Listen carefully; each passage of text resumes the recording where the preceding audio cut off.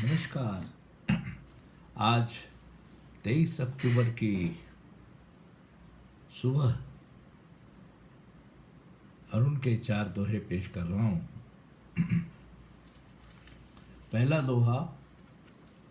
मूरत खुद की मन बसी, ले अपना आकार, टूट फूट का डर लिए, मन हर पल बेजार। हथेली पर एक काल्पनिक घट लेकर चलने वाला जिस तरह उसके गिरने, भिड़ने, टूटने, फूटने के बारे में चिंतित दिखेगा, ठीक उसी तरह यह मन स्वयं की बनाई गई प्रतिमा के भंग होने के बारे में चिंतित एवं डरा हुआ है। जो कुछ भी और जो कोई भी इस प्रतिमा को तोड़ता है या उस पर आक्रमण करता है, वह हमारा शत्रु बन जाता है। उस पर हम क्रोधित हो जाते हैं। सारा कल्पना का ही खेल है। सब कुछ काल्पनिक एवं मायावी होते हुए भी हमारे जीवन में एक जीवंत सत्य के तरह स्थिर बना हुआ है।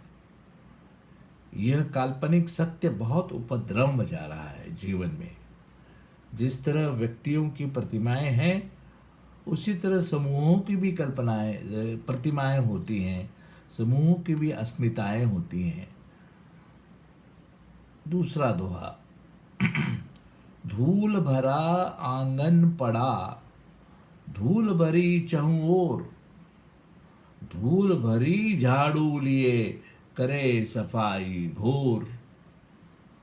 अगर आंगन धूल से भरा हो, सर्वत्र धूल ही धूल हो, और अगर हम एक ऐसी झाड़ू लिए सफाई करने लगें जो धूल से भरी हो, तो क्या होगा?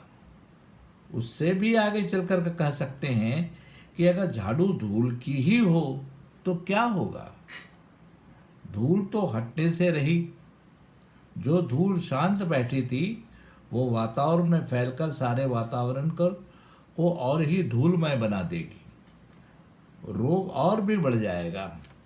इलाज तो दूर, सारी चीज नाइलाज हो जाएंगी। मस्तिष्क में फैली विचारों की, धारणाओं की, विश्वासों की, मान्यताओं की, दोस्ती और दुश्मनी की, अच्छे बुरे भावनाओं की धूल हटाने के लिए हम जिस झाड़ू का इस्तेमाल कर रहे हैं, वह झाड़ू भी मस्तिष्क के विषयों से ही बनी हुई है।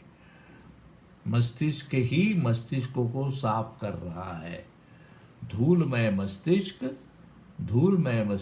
को धूल का साधन उपयोग में लाते हुए धूल से वंचित करने की असफल चेष्टा कर रहा है।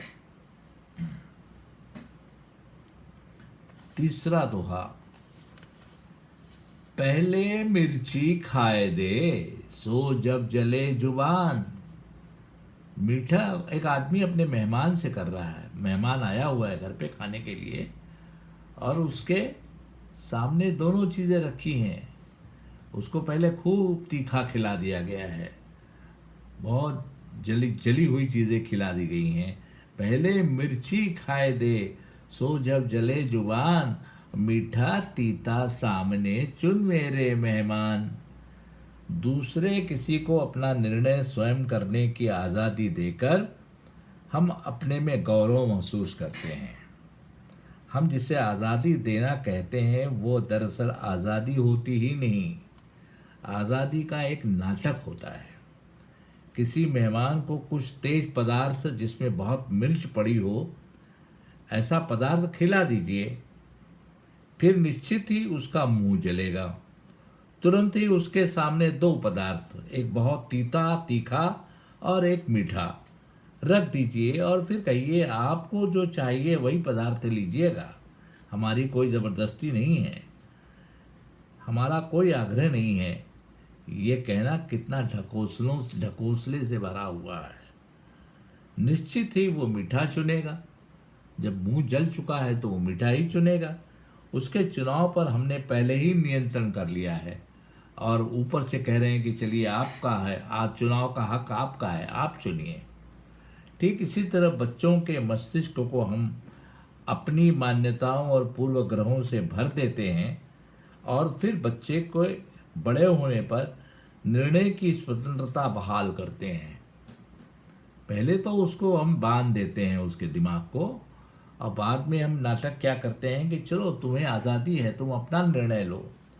आपके संस्कारों से दूषित वह बाल मन आज़ाद तो हो ही नहीं सकता, क्योंकि वह आपके सोच और विचारों से बन गया हुआ होता है।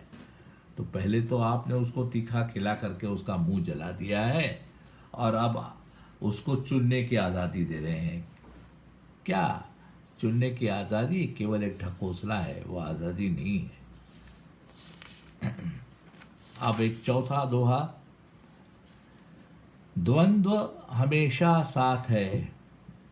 एक इंटरनल कॉन्फ्लिक्ट जिसको बोलते हैं, ये द्वंद्व हमेशा साथ है। दुई मनुष्य मन माही, दोनों लड़ते रह गए, बचे न कोई गवाही। मन में हमेशा दो परस्पर विरुद्ध विचार उभरते हैं। जहाँ आपने कुछ चाहा वहीं वो चाहना ठीक है या गलत, चाहने पर मिलेगा या नहीं, यह चिंता या विचार उभर आता है। भले ही आप किसी विचार का कितना भी समर्थन करते हों, उस विचार के बारे में आप ही संदेह भी करते होंगे। विरोधी विचार बहुत बार अचेतन के तल पर होता है, दिखता नहीं, ऊपर तो ऐसा दिखता है कि हम इस विचार के समर्थक हैं, लेकिन उसका विरोधी विचार अंतर मन में आपको धक्का देता रहता है। विचार पर प्रति विचार का जगना लाजमी है। इस तरह हमेशा, क्योंकि विचार अपने आप में एक प्रतिक्रियात्मक स्थिति है, ये कोई क्रिया नहीं है। जहाँ कोई विचार आया उसके पीछे पीछे उसका विरुद्ध वाला विचार भी आकर के ठहर जाता है। इस तरह हमेशा एक द्वंद्व का संघर्ष बना रहता है। मन में दो आवाज़ों का संवाद चलता रहता है, ठीक है नहीं गलत है, ठीक है नहीं गलत है, ठीक है नहीं गलत है। ऐसा द्वंद्वात्मक संघर्ष हमेशा अंदर चलता रहता है। मन दो व्यक्तियों से बटा रहता है। आप जब बात करते हैं तो आपके सामने आप ही सुनने वाले बनकर खड़े हो जाते हैं। आप अपने को ही बांट लेते हैं दो हिस्सों में, बोलने वाले और सुनने वाले, कुछ कहने वाले, कुछ समर्थन करने वाले और उसका विरोध करने वाले, दोनों ही आप हो जाते हैं। आप ही दो हिस्सों में बट जाते हैं। मन दो व्यक्तियों में बटा रहता है। मन विभाजित है। इस विभाजन और संघर्ष में खोया मन उससे हटकर साक्षी भाव से स्वयं को देख नहीं पाता।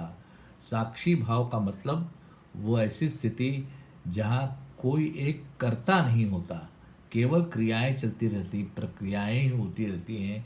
उनको कोई देखने वाला, उनके ऊपर प्रतिक्रिया करने वाला कोई नहीं रहता। क्रिया क्रिया क्रिया, कोई प्रतिक्रिया नहीं। ऐसी स्थिति को कहते हैं साक्षी भाव। ऐसे साक्षी भाव की स्थिति वहाँ नहीं आ पाती, क्योंकि मन हम बांट लेते हैं, मन बंट जाता है अपने आप। तो ये चौथा दोहा आज हमने पढ़ लिया। आज हम यहीं पर रुक जाते हैं। चलिए, नमस्कार, धन्यवाद, नमस्कार।